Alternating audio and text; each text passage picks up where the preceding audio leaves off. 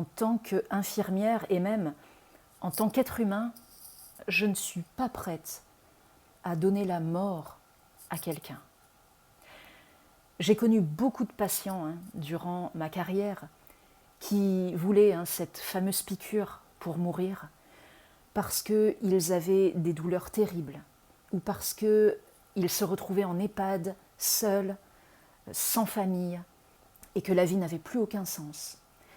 Et j'ai constaté que dans 90% des cas, si l'équipe soignante prenait le temps d'écouter ces personnes, prenait le temps de soulager les douleurs, eh bien cette demande de mort disparaissait. En étant près de cette personne, en lui montrant que je la comprenais dans ce qu'elle vivait, même si je n'étais pas à sa place, mais qu'en tout cas, j'étais là, je l'accompagnais. Et ça, je l'ai souvent vu, le fait d'écouter avec attention, sans rassurer dans un premier temps la personne, sans minimiser, sans lui dire « mais non, vous n'allez pas mourir » ou « mais tenez le coup parce que vos enfants, ils tiennent à vous ». Juste dans un premier temps, écoutez cette personne, écoutez peut-être cet appel à l'aide, parce que derrière, souvent, ces demandes à mourir, il y a un appel à l'aide. Il y a ce cri humain de « écoutez-moi, regardez-moi, j'ai peur et je ne veux pas traverser ça toute seule ou tout seul ». D'où toute l'importance pour les soignants de montrer à ces personnes, par des paroles ou par des gestes, même si ces personnes ne nous entendent plus parce que, par exemple, elles sont dans le coma, mais leur faire sentir qu'elles ne sont pas seules. Et ça, je pense que c'est le message fondamental dans un accompagnement en fin de vie, c'est ce que vous traversez, madame, monsieur. Certes, moi je ne suis pas à votre place, je ne sais pas ce que vous ressentez, mais en tout cas, je suis là pour vous offrir cet espace où vous pouvez déposer votre souffrance, où vous pouvez déposer tout ce que vous avez à dire. Je ne vous jugerai pas. Je serai une oreille bienveillante. Et surtout, je serai là, je suis là. Et je vous reconnais en tant qu'être humain. C'est vraiment ce besoin de reconnaissance qui est tellement important. Nous sommes des êtres de relation et quand je souffre et que je vois que ma souffrance est reconnue par quelqu'un, alors certes, je peux toujours souffrir, mais peut-être qu'elle va s'atténuer parce que je vois que quelqu'un prend la mesure de ce que je vis. C'est important aussi de promouvoir cette loi de 2016, la loi Claes-Leonetti, qui donne le droit à la sédation profonde et continue maintenue jusqu'au décès. Cette loi est très mal connue par la population française, mais aussi par les professionnels de santé. C'est une loi qui s'adresse à des personnes atteintes d'une maladie grave ou incurable et dont le pronostic vital est engagé, qui peuvent demander cette sédation profonde et continue maintenue jusqu'au décès. Qu'est-ce que c'est ? C'est très concrètement des perfusions qui vont permettre à la personne d'entrer dans un coma, c'est-à-dire de s'endormir, non pour provoquer la mort, mais pour soulager la personne. Bien sûr, il y a des produits qui sont utilisés à haute dose pour induire ce coma, et ils peuvent entraîner la mort. Mais ce n'est pas l'objectif de cette sédation profonde et continue. Et puis, il me semble aussi que c'est important de promouvoir de la même façon les soins palliatifs. Souvent, les soins palliatifs, c'est un mot qui fait peur parce qu'on l'associe à la mort. Or, les soins palliatifs sont des soins pour maintenir une qualité de vie précieuse.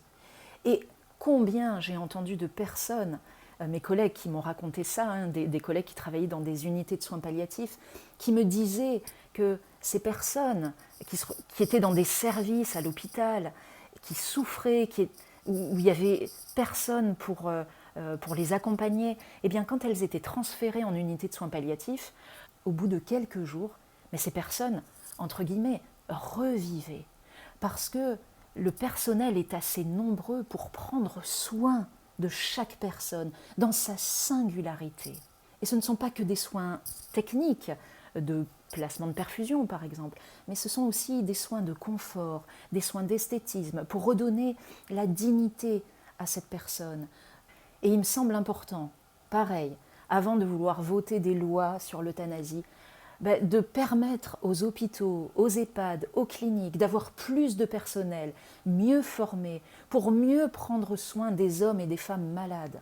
Parfois, juste une présence silencieuse, un geste, prendre la main, regarder dans les yeux avec chaleur une dame ou un monsieur peut lui redonner goût à la vie. Et j'aime beaucoup ce que dit Walter Hesbin quand il dit « c'est toutes ces petites choses qui font tellement de bien ». Et puis, j'aimerais me relier maintenant à toutes ces femmes et ces hommes qui demandent le droit de mourir. Je suis touchée parce que ça me fait réaliser que pour certaines personnes, la mort est préférable à la vie.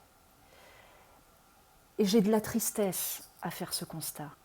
Il est important que ces personnes puissent choisir en conscience comment ils souhaitent finir leur vie. Moi, j'ai jamais eu de souffrance réfractaire, de douleur pendant des jours et des nuits, je ne connais pas ça. Je me suis jamais retrouvée seule en EHPAD, sans visite, parce que mon mari ou ma femme est décédé, je n'ai plus rien, j'ai plus de maison, les seules affaires que j'ai tiennent dans un sac poubelle de 50 litres. Je n'ai pas vécu ça. Je ne sais pas ce que c'est cette solitude qui conduit bien souvent ces personnes à demander que ça s'arrête, à demander de mourir. Je n'ai jamais eu de cancer en phase terminale ou des métastases osseuses qui peuvent être extrêmement douloureuses. Je n'ai pas connu tout ça. J'ai jamais vécu tout ce qui fait que ces hommes ou ces femmes demandent à un moment le droit de mourir. Et je vois aussi que je ne peux pas accéder à leur demande. Je ne peux pas poser une perfusion qui entraînera leur mort, même si je comprends leur détresse. Certes, je vois peut-être le sens de je ne veux plus souffrir, je veux que ça s'arrête, mais je n'en ai pas le courage. Et dans ce mot courage, il y a le mot cœur, et je n'en ai pas le cœur. Je n'ai pas le cœur à donner la mort, mais j'ai le cœur, par contre, à accompagner, à soulager, à parler, ou alors à rester en silence, mais en tout cas avec toute ma chaleur humaine. Et être auprès de ces femmes, de ces hommes qui souffrent. Qui souffrent, ce n'est pas forcément la douleur physique, mais c'est aussi des souffrances psychologiques.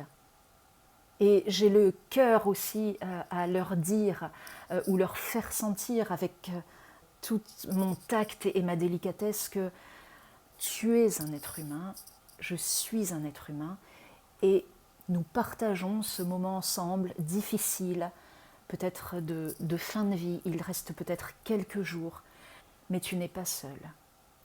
Et je préfère